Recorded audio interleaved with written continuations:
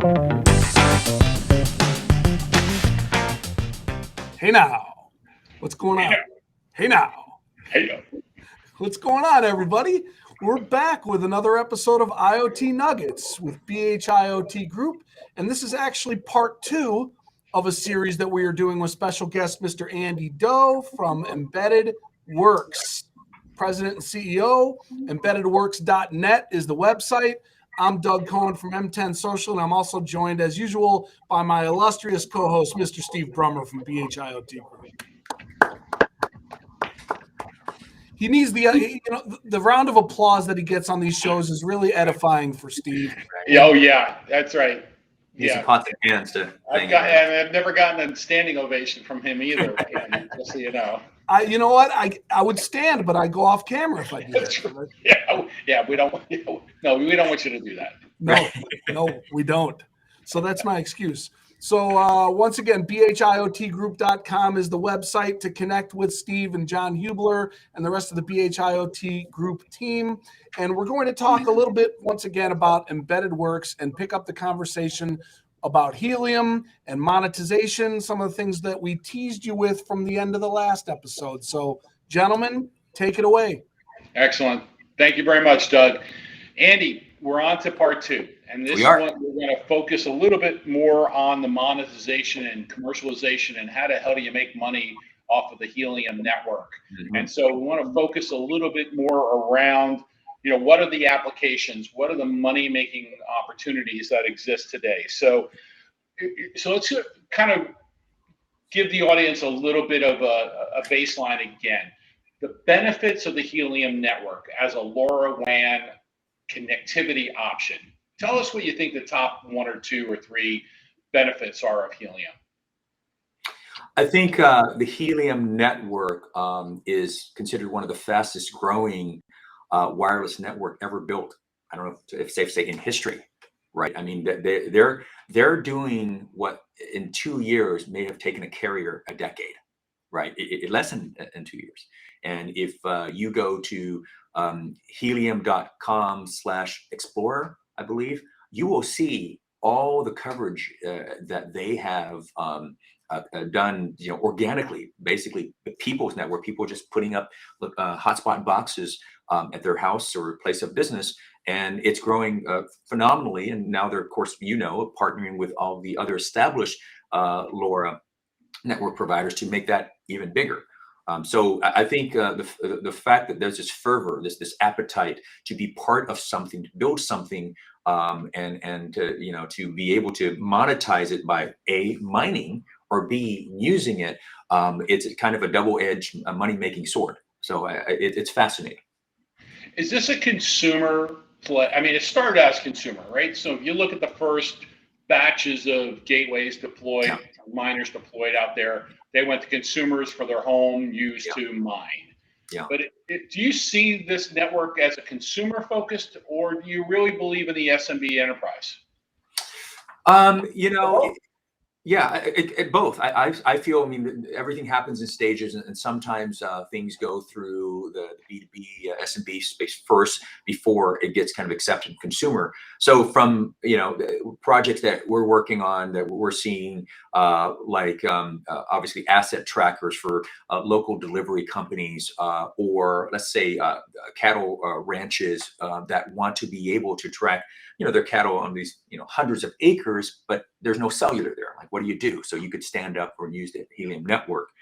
Even ports and so forth who are, shipping things, millions of containers, they want to have a secondary, maybe a primary technology that they can use. So from an SMB side, that's certainly there. But I foresee a day where there will be a home smart kit using Helium, right? And you and I talked about, things that we personally want in our own home, like let me know when the garage door is open, let me know when the back door is open or closed, what's the temperature in my refrigerator, like all these type of things certainly can ride on the Helium network because it is pervasive and around you.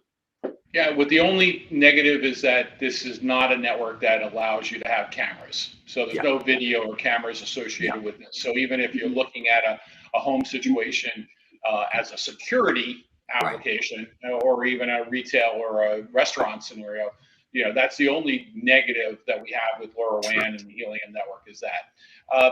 So when we look at applications, you talked about asset tracking. Obviously, in the IoT world, asset tracking is, one of the leading vertical market segments. Right. What are the top applications that you're seeing, use cases for, utilizing the Helium miners? Yeah, I mean, you're right. In IoT in general, people want to know where's my stuff, right? And I would say, having been in this business long enough, we see probably 60% of all IoT applications, whether it be cellular, BLE, or whatever, is where's my stuff. Yeah. The other part of it is people want to know how's my stuff doing. Is it exposed to water? What's the temperature, et cetera. But I think from a use case perspective, I think you'll see more and more of it being deployed as a way to proliferate areas where cellular would be just too costly, right? I heard once someone told me a stat that a carrier would not consider erecting a tower in anywhere in order to bring coverage if the farm didn't have a minimum of 400 acres. That was a stat told to me long ago. So if that's you, if you have a situation where you need wireless sensors, LoRaWAN is the most affordable El Quico way to BYOT, bring your own tower, so to speak. Yeah. And the Helium miners today, when you put those into your restaurant or your office or your retail location, restaurant, does the Helium miner, how does that connect to the real world? I mean, is it Wi-Fi related? Is it Ethernet related? Do you connect it to your Xfinity router in your house? How does that work? Yeah, it's pretty simple. I mean, you get a miner box. There's a couple of manufacturers who are authorized, and you have to be authorized. But yeah, and I'm a miner myself, and I did a teardown, and basically you get a box and you download the Helium app, iOS or Android, and once you do that, you pair to it, and typically it's a Bluetooth pairing. Then you're normally given a small gain antenna, maybe a 2 or 3 dBi antenna. And then from there, you have a choice to connect to the Helium blockchain via Wi-Fi or via Ethernet. Of course, Ethernet is always preferred, being faster and so forth. But some people don't have that luxury, right? So if they need to put it near a window, Wi-Fi is the only way to go.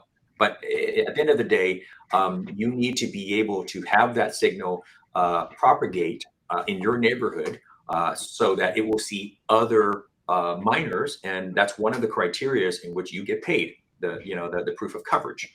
So it is as easy as setting up a home Wi-Fi router, if not easier. You're not even having to deal with like SSIDs or anything. You're just plugging it in, and it's very addictive. By the way, you take your phone every day. I'm like, oh, how much did I make today? Oh, cool, I made one HOT. That's about $22 in today's market rate. Yeah, so it's fun. It's fun, and you get time. Yeah, and eventually we're hearing. Obviously, you and I have been doing LoRaWAN IoT stuff for a long time, and there are Helium compatible gateways coming out that are going to have LTE backhaul capabilities. So you won't have to go through that if that's something you just don't want to deal with. Very true. Cost you a little bit more money because you got to pay for the LTE backhaul, but other than that is advantage. That is a huge advantage. So very true. All right, so we've come to the end of part 2.